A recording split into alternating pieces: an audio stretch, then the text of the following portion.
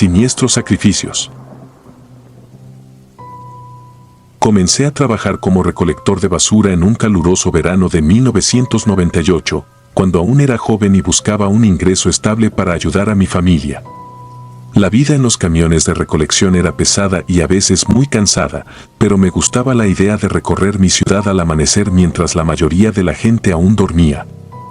Trabajaba con 2 compañeros de ruta, Ramiro y Samuel, quienes llevaban años en ese oficio y conocían cada esquina de nuestro recorrido.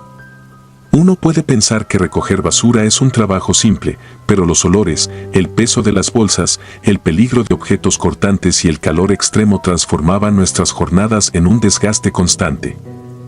Aún así, encontraba cierto consuelo en la rutina, en el mismo camino, las mismas casas y los mismos rostros que ocasionalmente se asomaban para saludarnos o darnos un vaso de agua fría. Cada mañana, comenzábamos la ruta por las colonias más céntricas y seguíamos hasta llegar a las zonas alejadas de la ciudad. Yo no imaginaba que el horror y la repulsión podían aguardar en un simple bote de basura, pero aprendí de la manera más cruel que incluso en lo cotidiano se ocultan historias escalofriantes.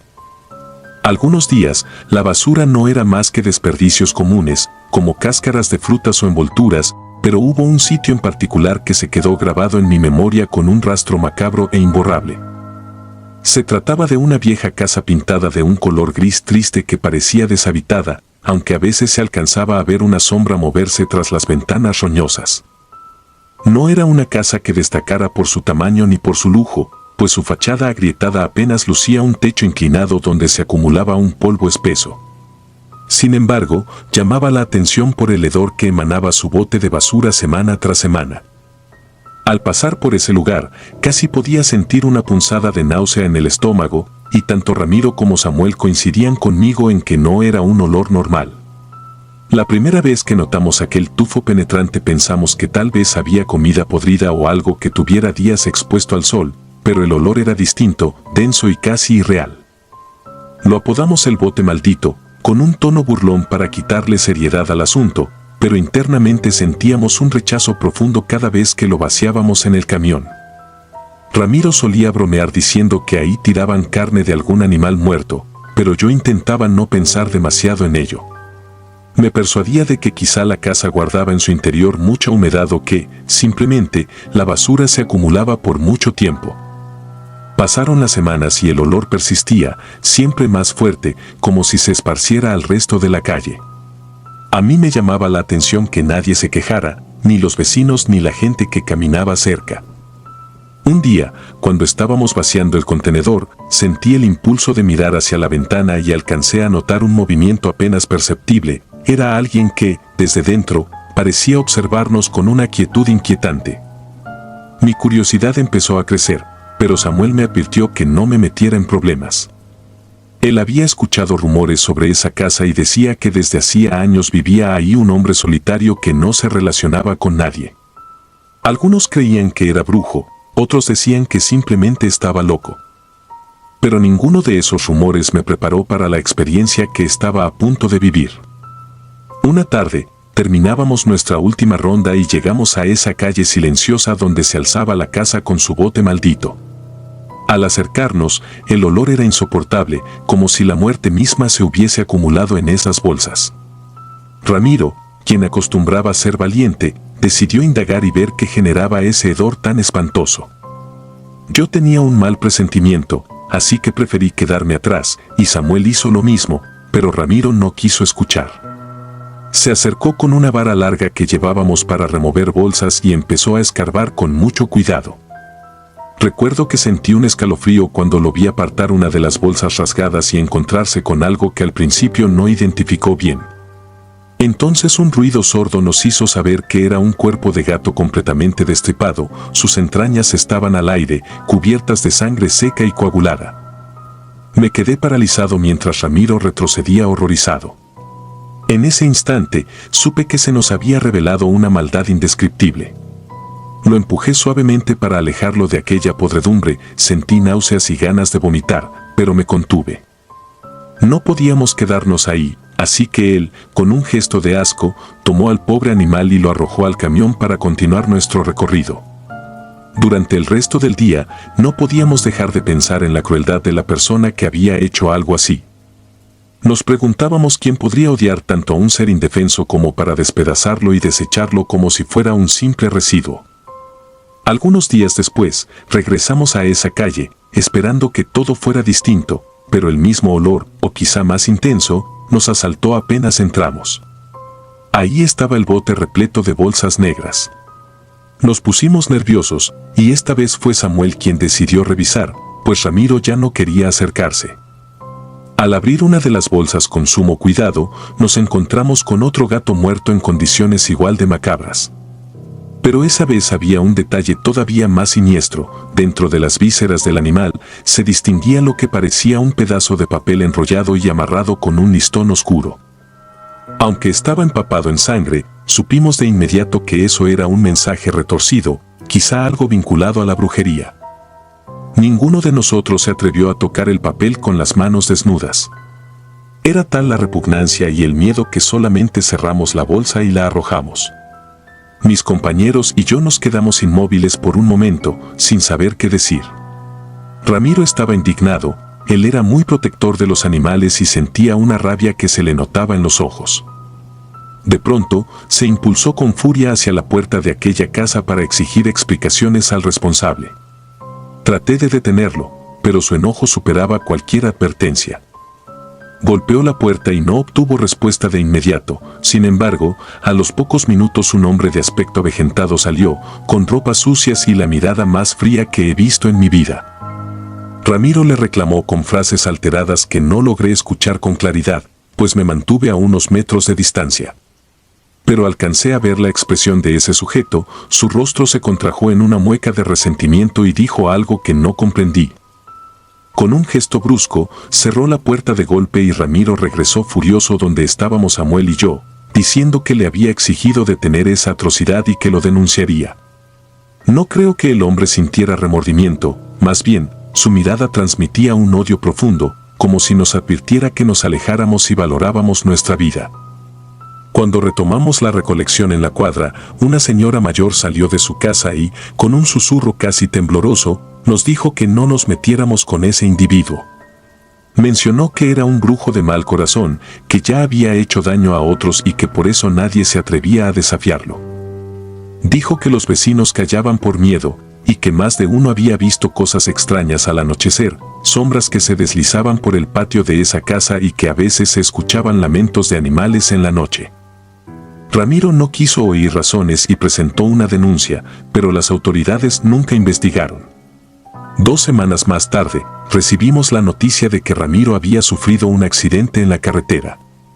El camión que conducía se volcó de manera inexplicable en un tramo recto donde no había curvas peligrosas. Murió al instante. Cuando nos enteramos, Samuel y yo nos miramos en silencio. Sentimos un terror tan profundo que nos costó hablar del tema. Se nos revolvió el estómago al recordar la amenaza silenciosa en los ojos de aquel anciano, la historia de brujería que lo rodeaba y las advertencias de la vecina. Me atormentaba la idea de que el destino de Ramiro estuviera marcado por su enfrentamiento con ese hombre. No podía asegurar que fuera responsable, pero algo me decía que nada era coincidencia. A partir de esa tragedia, cada vez que me acercaba a la casa maldita, mi corazón latía con tanta fuerza que sentía la sangre retumbar en mis oídos.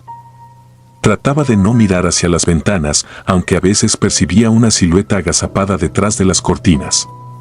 El olor persistía como una especie de recuerdo putrefacto, y yo me limitaba a sostener la nariz con fuerza, intentando controlar las náuseas.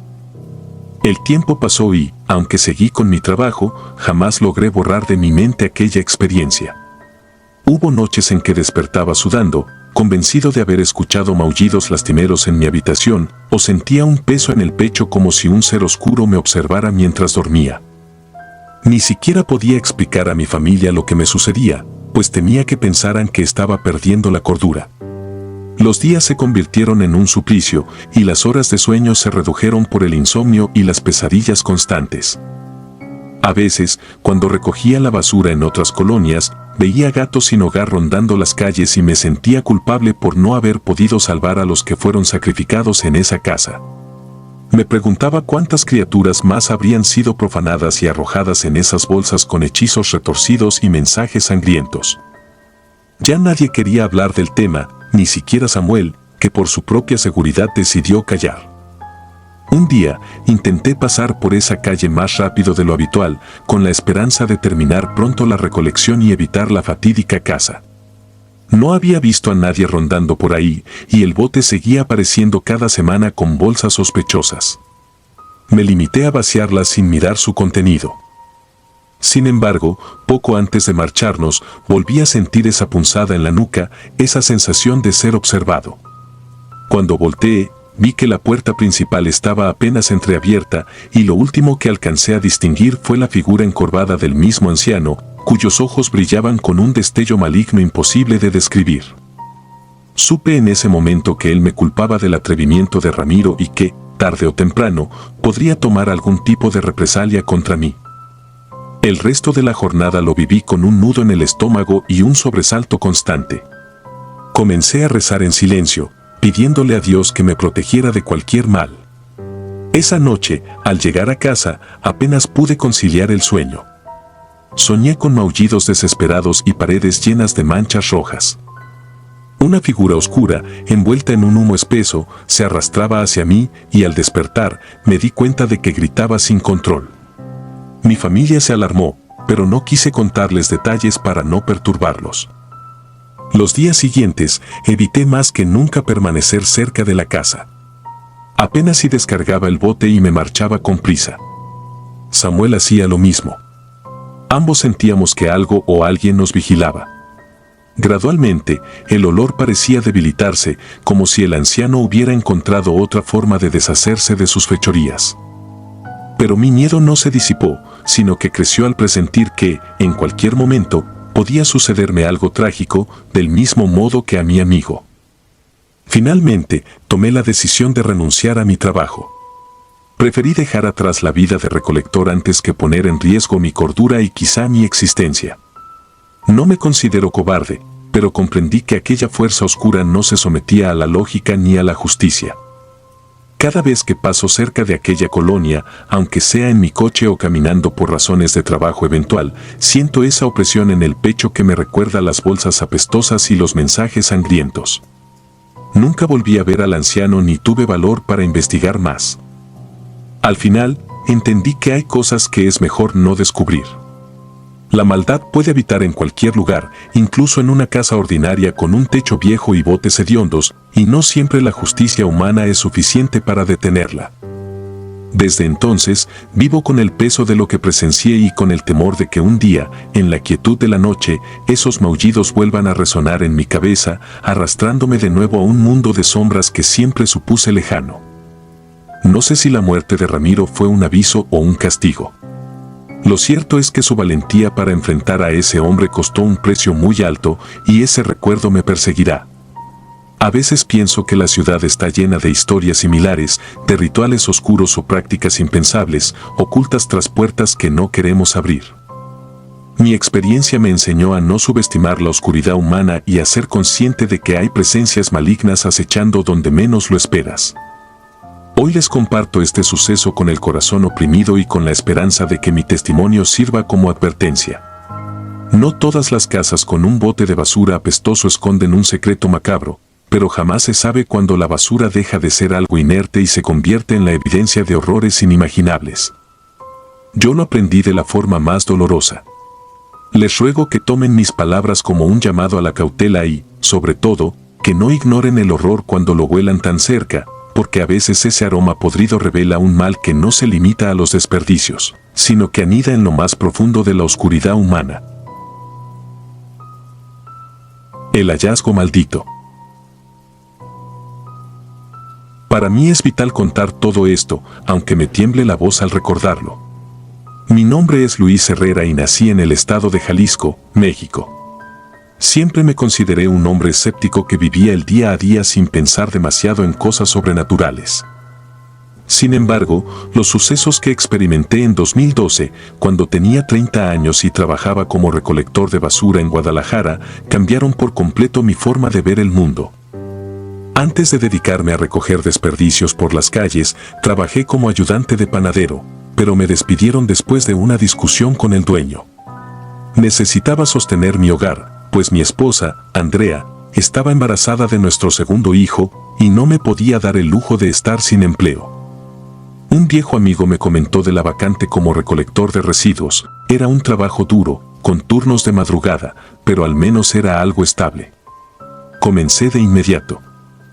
Mi rutina empezó a volverse monótona.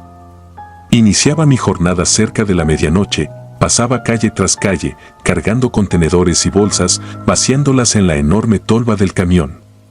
A esa hora, casi no había transeúntes y el silencio de la noche se sentía como un manto aplastante sobre las calles.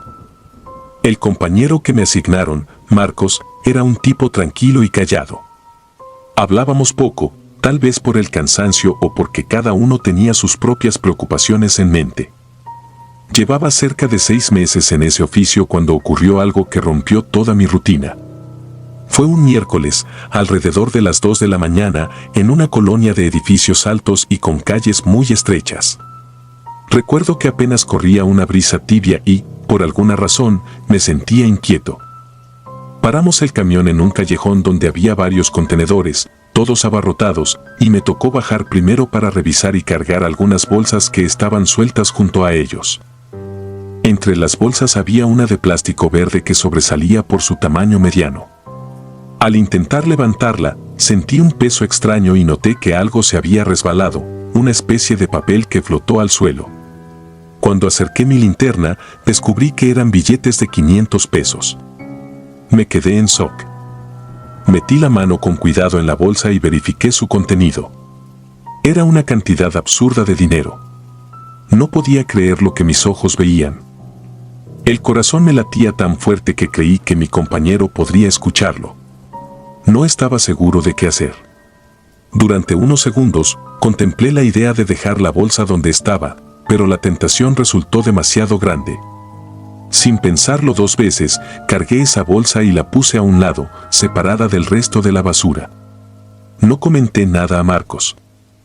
Terminé de subir las otras bolsas como si nada. Poco después, le hice señas al chofer para que avanzara. Sentía un escalofrío que me recorría la nuca, pero lo atribuía a la adrenalina. Cuando llegué a casa esa madrugada, Andrea me esperaba despierta en la sala. Traté de disimular mi nerviosismo, pero la emoción me ganó y le conté lo que había sucedido. Ella se sorprendió y se preocupó a la vez.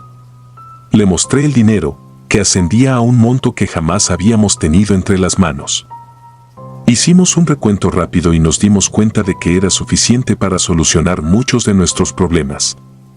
Andrea me preguntó de dónde podría venir aquella fortuna, pero la verdad no teníamos respuestas. Preferimos celebrar en silencio. Esa noche apenas conciliamos el sueño. Nos sentíamos afortunados y pensábamos en qué negocio podríamos emprender. Mi sueño era poner una pequeña taquería. Sin embargo, Andrea opinó que todavía era muy pronto para renunciar a mi trabajo como recolector. Sugería esperar un par de semanas y ver cómo se desenvolvían las cosas, para no levantar sospechas. Accedí a su petición con un leve temor en el pecho que no supe interpretar. Al día siguiente, todo marchó como de costumbre en mi turno. Regresé a casa en la madrugada, pero encontré a mi esposa afuera, sentada en la banqueta, con la mirada perdida. Tenía los ojos llorosos y, en cuanto me vio, se levantó corriendo para abrazarme. Me contó que había escuchado pasos y movimientos dentro de la casa durante toda la tarde y parte de la noche. Aseguraba que las puertas y ventanas seguían cerradas y que ella estaba sola, pero no podía explicar el origen de esos ruidos. Al principio lo tomé como una fantasía causada por el estrés, pero cuando entramos sentí un ambiente sofocante. Encendí las luces y revisé hasta el último rincón sin encontrar nada. Aún así, Andrea rehusaba dormir. Se quedó sentada en la sala, con la mirada fija en la puerta de la recámara. La noche transcurrió muy lenta. Al día siguiente, por la tarde, mi esposa fue a casa de mi suegra para sentirse más segura. No quiso quedarse sola. Yo tenía que trabajar, así que me despedí de ambas antes de salir. Pero cuando volví a medianoche, Andrea me contó lo que había pasado allá. Mi suegra dijo que notó una sombra deslizarse por el pasillo, como si alguien caminara de puntillas. Ambas sintieron escalofríos, pero al revisar cada habitación no encontraron absolutamente a nadie. El terror aumentaba con cada experiencia extraña. Al cabo de unos días, las dos se veían pálidas y asustadas. Lo peor ocurrió cuando, según Andrea, despertó en la madrugada y vio a una figura sentada al borde de la cama. Decía que tenía un rostro arrugado y unos ojos hundidos que la observaban sin parpadear. Soltó un alarido que despertó a mi suegra, pero cuando encendieron la luz, no vieron nada. Mientras tanto, yo seguía trabajando, sintiéndome cada vez más culpable. Sabía que esa bolsa de dinero no podía ser algo normal. Empezaron a atormentarme las pesadillas. Veía sombras recortadas en los rincones, sentía manos frías que rozaban mis hombros en la oscuridad, escuchaba murmullos al pie de mi cama. Me negaba a aceptar una explicación sobrenatural, pero la creciente tensión me estaba consumiendo. Días después, regresé a aquel mismo callejón donde había encontrado la bolsa. Recordaba perfectamente el contenedor. Al descargar la basura, apareció un hombre a mis espaldas. Parecía cansado, con ojeras muy marcadas y un aire de desesperación. Me habló con voz baja y temblorosa. Dijo que sabía lo que había sucedido con el dinero, que lo había tirado a propósito porque estaba maldito. Aseguraba que había hecho un pacto con fuerzas oscuras para obtener esa fortuna, pero que después todo se le había volteado en su contra. La mirada del hombre me helaba la sangre. Sus manos temblaban y su rostro se veía demacrado, como si hubiera envejecido 20 años en unos pocos meses. Me confesó que vivía en uno de esos apartamentos cercanos, donde lo había perdido casi todo, su familia, su salud y hasta su cordura. Me lo dijo sin rodeos, ese dinero acarreaba una energía oscura, un precio imposible de pagar. Se echó a llorar y me rogó que me deshiciera de él, porque era la única forma de romper la cadena de desgracias.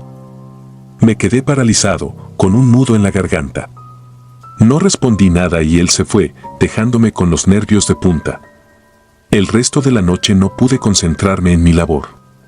Cuando llegué a casa, Andrea me miró con un terror que no había visto antes. Me confesó que, mientras yo trabajaba, el techo crujió como si alguien caminara sobre él y que se quebró un vaso que ella ni siquiera estaba tocando. Aterrorizada, me dijo que algo la había rasguñado en el brazo, dejando marcas finas que ardían como si le hubieran pasado un metal caliente. Esa misma madrugada, decidí ver si deshacerme del dinero cambiaba algo.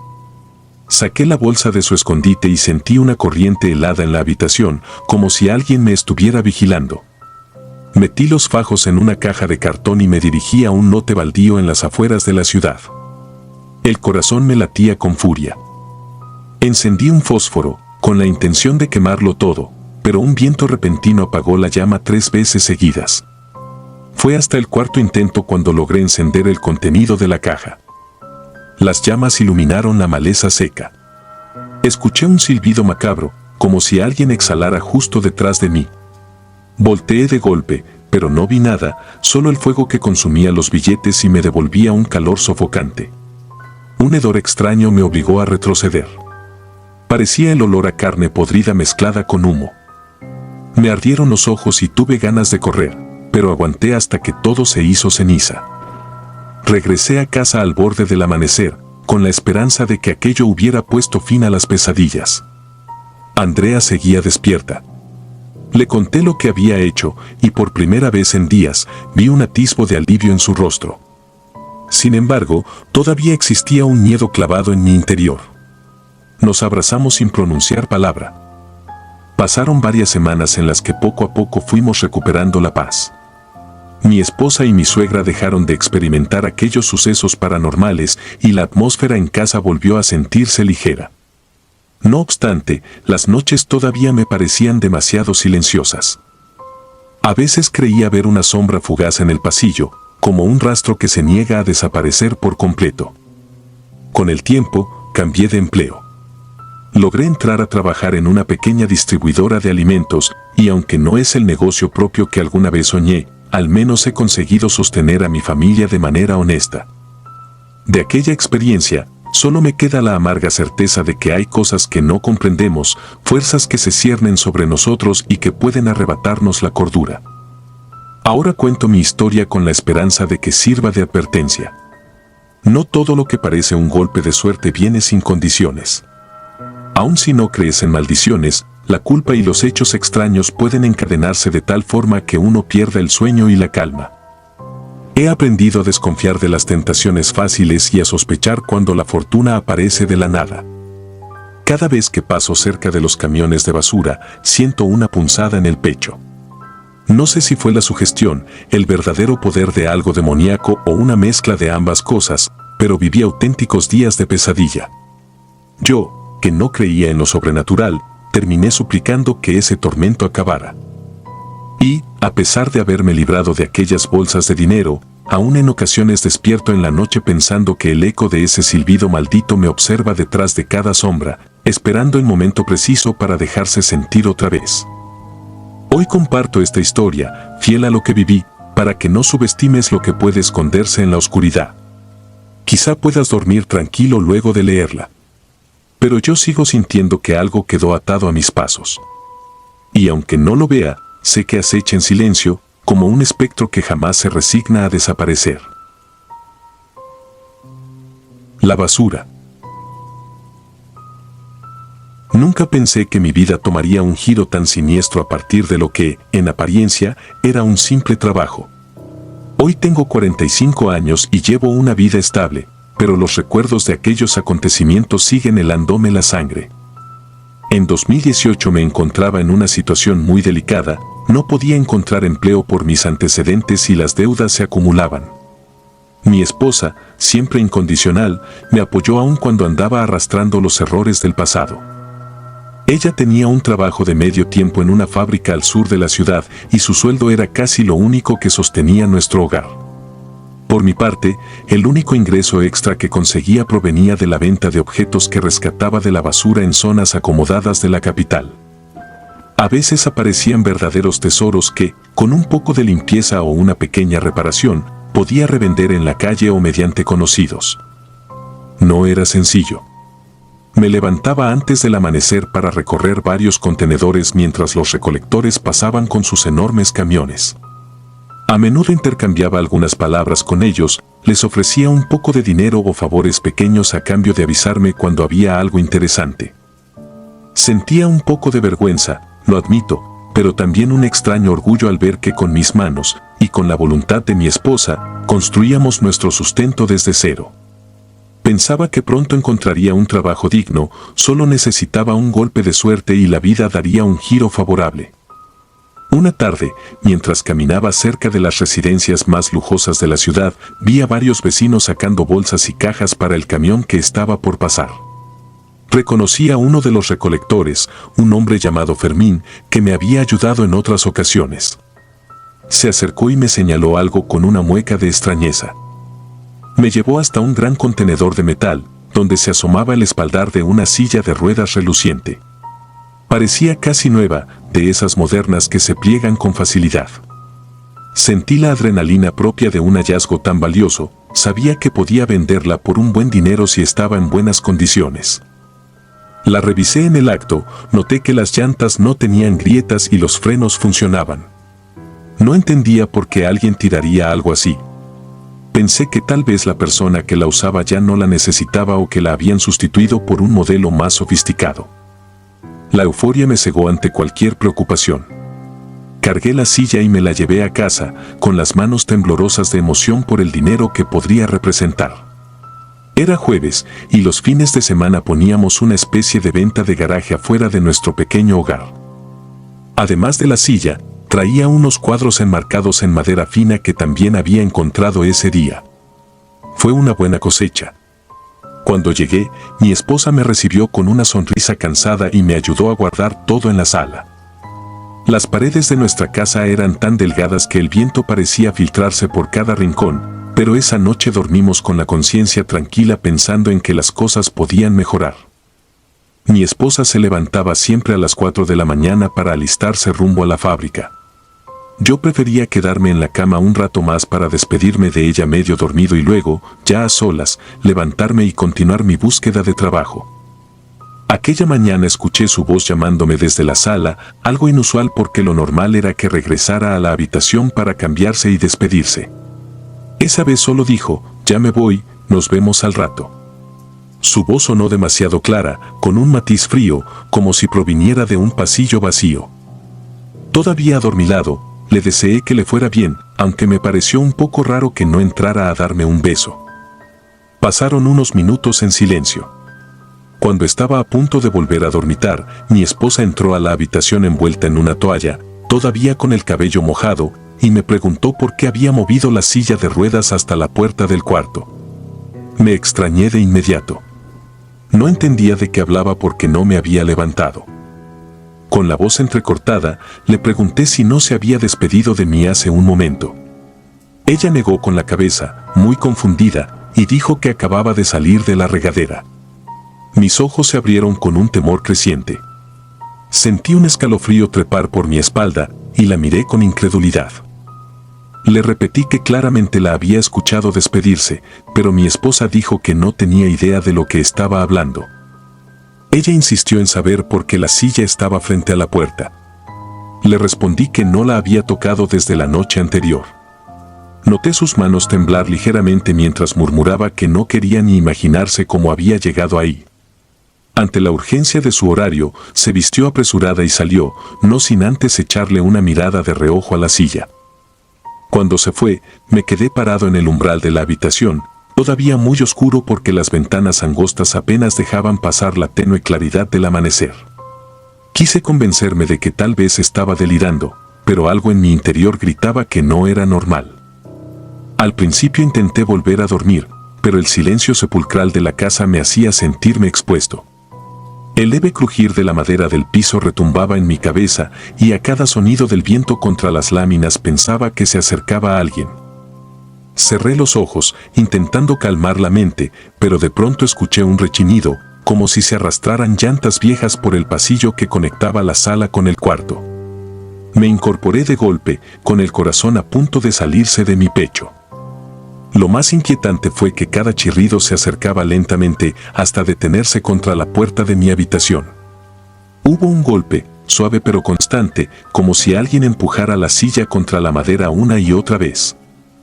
Sentí la sangre hervir de puro terror. Un sudor frío me recorrió la frente y mis piernas apenas respondían. Pensé en abrir la puerta para confrontar lo que fuera que estuviera allí, pero la idea de encontrarme con algo inexplicable me paralizaba. El golpeteo siguió insistente y de pronto una voz idéntica a la de mi esposa, pero cargada con un tono impersonal, susurró, «Abre la puerta, mi amor». Me quedé inmóvil, sintiendo como mi respiración se cortaba. Esa voz sonaba como si viniera desde un lugar hueco, sin calidez ni emoción, solo una imitación macabra de quien debía estar trabajando lejos de casa. La desesperación pudo más que mi lógica, y huí por la ventana que daba a la calle. Caí con torpeza, lastimándome un tobillo, pero eso no me impidió correr, descalzo y en pijama, hasta la banqueta más cercana. Ni siquiera me importaban las miradas de los pocos transeúntes que pasaban en ese momento. Tenía la piel erizada de pánico, y solo cuando me sentí algo a salvo marqué el número de mi esposa.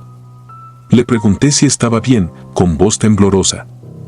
Ella me respondió, preocupada, que había llegado a la fábrica y que no entendía mi actitud. Por temor a su reacción, no quise contarle los detalles. Le dije que solo verificaba que hubiera llegado sin problemas. Colgué y permanecí en la banqueta, intentando normalizar mi respiración. Esperé allí hasta que amaneció. El tráfico matutino y el bullicio de la gente me devolvieron un poco de seguridad. Decidí volver a casa, pues necesitaba enfrentar aquello. Entré con el miedo todavía latente, avanzando poco a poco hacia la habitación. La puerta estaba entreabierta y, en el centro del pasillo, se hallaba la silla de ruedas, apuntando directo a mi cuarto. Sentí una náusea profunda, como si estuviera a punto de vomitar el miedo acumulado. Sin pensarlo dos veces, la tomé y la arrastré fuera de la casa, cruzando el patio hasta la banqueta. Me deshice de ella dejándola en el callejón que estaba a un costado de nuestra cuadra. En el instante en que la solté, percibí una extraña ligereza, como si mi hogar recuperara su paz y ese ambiente opresivo se desvaneciera con la salida de aquel objeto. El resto del día transcurrió en un estado de constante tensión, pero al menos nada más sobrenatural ocurrió.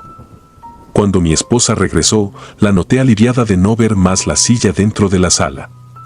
No hablamos mucho del tema ese día, a veces es preferible el silencio para proteger la cordura. Sin embargo, no pude evitar sentirme culpable por haberla llevado a casa. Estuve varias noches con el sueño intranquilo, recordando aquel golpeteo y la voz burlona que imitaba a la persona que más amo en el mundo. No tuve el valor de contar esta historia hasta hoy. Desde aquel evento, dejé de buscar objetos en la basura. Poco después, y gracias a contactos de un antiguo compañero, logré conseguir un trabajo estable en un taller mecánico. Mi esposa y yo logramos salir a flote y dejamos atrás los tiempos de penuria. Sin embargo, la memoria de esa silla de ruedas sigue presente en mi mente. Cuando paso junto a los contenedores o veo a otros curiosos revisando lo que la gente tira, me invade una angustia sofocante. No puedo olvidar la forma en que esa cosa pareció tomar vida y burlarse de mí utilizando la voz de mi esposa. La sola idea de que algo así pueda volver a suceder me acelera el corazón.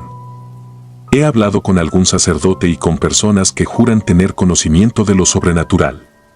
Unos me han dicho que seguramente la silla perteneció a alguien que padeció un gran dolor o que usó energías oscuras. Otros simplemente creen que fue mi imaginación o un engaño del cansancio acumulado. Pero lo que viví es tan real que, incluso ahora, cuando cierro los ojos, todavía escucho esa voz fría y lastimera rogando que le abra la puerta. Sé que compartir este relato no me liberará por completo, pero necesitaba sacarlo de mi interior. Quizá alguien que haya experimentado algo similar comprenda el desasosiego que consume el ánimo después de toparse con lo que no alcanzamos a comprender. Yo no busco respuestas, solo un poco de paz en mis noches de insomnio. He sobrevivido a muchas cosas en mi vida, pero jamás volví a sentir el terror puro que sentí esa madrugada, cuando supe que algo desconocido me llamaba desde el otro lado de la puerta, fingiendo ser la persona que más quiero. Hoy vivo tranquilo, y mi esposa y yo dejamos atrás esa etapa oscura, pero me aterra la idea de que, en algún rincón de la ciudad, alguien más pueda encontrarse con un objeto así de maligno, oculto entre la basura, esperando a su próxima víctima. El callejón. Me llamo Rafael y fui recolector de basura durante el año 2018 en un municipio a las afueras de Monterrey. No tengo otra intención más que contar mi historia, con la esperanza de que quien la escuche comprenda que a veces las decisiones más simples pueden hundirnos en un abismo sin retorno. He cargado esta culpa durante mucho tiempo y no sé si alguna vez podré librarme de ella. Tal vez, al compartir mi testimonio, encuentre un poco de paz, aunque sea mínima. Quiero empezar por decir que mi vida no siempre fue tenebrosa. Hubo un tiempo en que mis preocupaciones eran tan humanas y corrientes como las de cualquiera. Mi esposa, Yadira, era mi mayor fortaleza y, a la vez, mi motivo de desvelo. Habíamos tenido una vida tranquila, hasta que le diagnosticaron una enfermedad degenerativa que, paso a paso, consumía nuestro escaso sueldo y nuestras esperanzas. El tratamiento que requería era demasiado costoso y yo, con un salario tan modesto, no podía cubrirlo. Ella tuvo que dejar de trabajar en cuanto los médicos se lo ordenaron, porque las sesiones de quimioterapia le impedían cualquier esfuerzo prolongado. Para ese entonces, vivíamos en una pequeña casa prestada. Yo rezaba todas las noches pidiendo un milagro. Quería fuerzas, una nueva oportunidad, algo que me permitiera ver a Yadira sonreír sin los rastros del dolor que la carcomía. No había día que no me arrodillara implorando ayuda divina. Sin embargo, la respuesta parecía nunca llegar, las cuentas se acumulaban y mis deudas crecían. En el trabajo, mis compañeros y yo hablábamos de buscar algo mejor, pero la realidad era que pocos lugares contrataban a un simple recolector de basura sin estudios superiores. Me sentía en un callejón sin salida. Yadira dormía cada vez más horas, el tratamiento la debilitaba, verla así me partía el alma. Había oído rumores de que en el ayuntamiento reorganizarían las rutas de recolección. Con la llegada de personal nuevo, iban a redistribuir los sectores y, cuando me informaron que me cambiarían de zona, no protesté. Al principio, esa nueva ruta me pareció bastante cercana a casa y hasta lo vi como algo positivo, me ahorraría gasolina y tiempo y así podría estar más al pendiente de mi esposa. Los primeros días en ese trayecto transcurrieron sin sobresaltos. Sin embargo, una tarde, al cargar varias bolsas en el camión, se me cayó un folleto al suelo. Era un papel arrugado con la publicidad de una supuesta organización que otorgaba préstamos, sin importar el historial crediticio. La frase resaltada con letras grandes parecía un imán para todo aquel que estuviera desesperado. Lo recogí casi por inercia, con la mente ya puesta en Yadira y en las facturas vencidas. Me costó mucho concentrarme el resto del día. La idea de ese misterioso anuncio me rondaba la cabeza. ¿Quién en su sano juicio haría préstamos sin garantía ni avales? Pero, ¿acaso no estaba yo ahogado en problemas? ¿No valía la pena arriesgarse por la salud de mi esposa? Esa misma noche se lo comenté en voz baja a mi compañero de camión, Efraín, pero él me miró con una mezcla de desconfianza y lástima. Aún así, no trató de detenerme. Creo que ni él mismo imaginaba hasta dónde llegaría esta historia. Una mañana, aprovechando el descanso entre mis recorridos, le pedí a Efraín que encubriera mi ausencia. Fui corriendo a casa, me quité el uniforme y, casi sin pensarlo, seguí la dirección del folleto. La ubicación no estaba en un lugar céntrico. Era un callejón bastante apartado que se abría paso entre dos enormes edificios. La placa oxidada en la pared tenía un nombre indistinguible, pero coincidía con la dirección escrita en el panfleto. Aquel pasaje parecía abandonado. Apenas se filtraba la luz y, al fondo, se apreciaba una puerta de metal con un letrero apenas legible. Vacilé unos segundos. Estuve a punto de darme la vuelta y dejarlo todo. Pero el recuerdo de las deudas y la imagen de Yadira pálida sobre la cama me impulsaron a avanzar. Toqué la puerta y se abrió con un crujido que me heló la sangre. Dentro reinaba la oscuridad, ni una ventana ni un rastro de luz. Tras cerrar la puerta a mi espalda, unas lámparas muy tenues iluminaron parte del recinto. Allí estaban reunidas varias personas cubiertas con capas y máscaras. Su presencia, más que inquietud, me provocó pavor. Sentí las piernas entumecidas, como si algo me sujetara para que no escapara. Sin mediar palabras, una mujer se retiró la máscara y me señaló para que me acercara. Tenía un rostro inusualmente sereno, casi indiferente, y me pregunté cómo era capaz de tolerar aquella penumbra. Yo, en cambio, apenas distinguía sus rasgos. Sin embargo, mi instinto me decía que corría peligro. Intenté abrir la puerta, pero el picaporte no cedía. Estaba atrapado. La mujer empezó a decirme que sabían perfectamente quién era, que conocían mis deudas y la enfermedad de Yadira y que me ofrecerían la solución. Habló de un poder antiguo, de fuerzas a las que yo no debía desafiar, y me dijo que para obtener ese dinero, y más, tenía que entregar algo más valioso que cualquier objeto material. No tenía idea de a qué se refería hasta que pronunció la frase que no olvidaré jamás: tendrás todo lo que deseas a cambio de tu alma. El horror me golpeó de lleno. Yo era un hombre de fe, o al menos intentaba aferrarme a ella. Aunque mis plegarias no hubieran sido escuchadas, todavía creía en Dios. Les rogué que me dejaran ir, prometí no contar nada a nadie, juré que no les haría ningún tipo de reclamo. Pero no me escucharon. Uno de los encapuchados levantó un cuchillo, recuerdo que brilló con la tenue luz del lugar. Entonces comprendí que no se trataba de un simple grupo de estafadores, sino de algo mucho peor. Tenían el poder de decidir sobre mi vida o mi muerte en ese preciso instante. La mujer insistió en que debía tomar mi decisión o no saldría de allí. Preso del pánico, sentí que mi corazón golpeaba con tanta fuerza que apenas me escuchaba pensar. El eco de mis latidos me ensordecía y mi mente se nubló de terror. Ante la presión, finalmente accedí a su macabro trato. Aún no sé si lo hice por mi esposa o por un terror ciego a morir en ese callejón oscuro. Si cual sea la razón, esa noche destruí mi futuro y condené mi esencia para siempre. Ellos comenzaron lo que describiré solo como un ritual escalofriante. Pronunciaron cantos guturales, como rezos en un idioma antiguo. Yo no entendía ni una sola palabra, pero mi pecho se llenó de una angustia que nunca antes había sentido.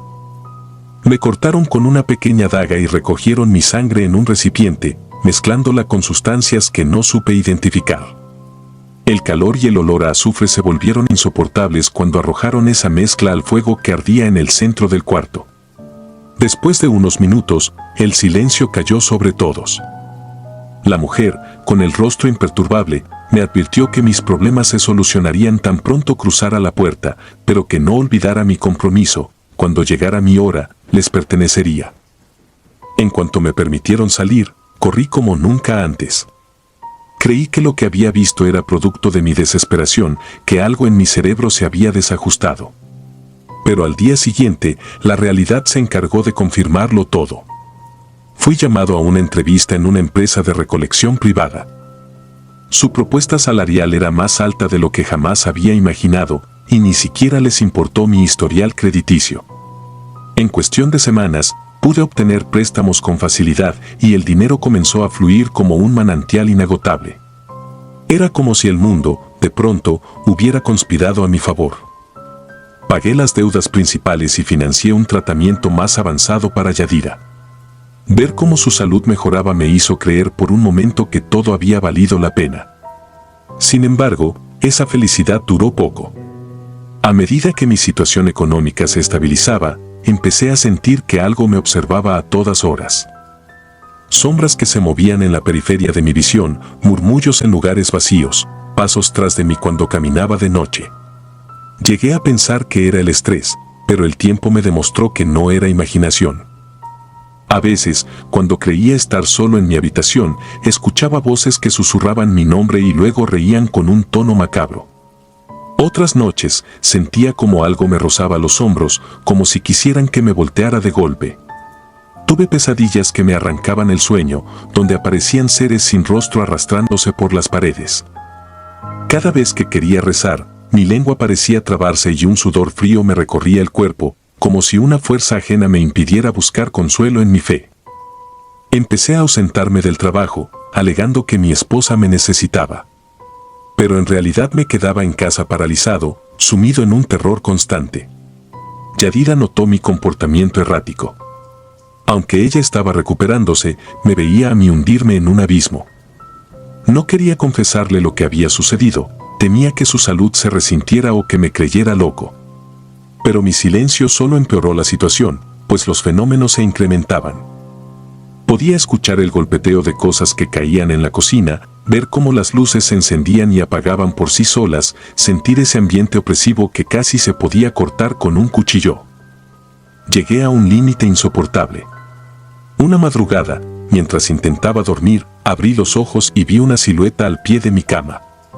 Medía casi lo mismo que yo, pero parecía carecer de rasgos definidos. Parecía un espectro que me vigilaba con una paciencia inhumana. Intenté moverme y no pude. Un frío gélido me paralizó por completo.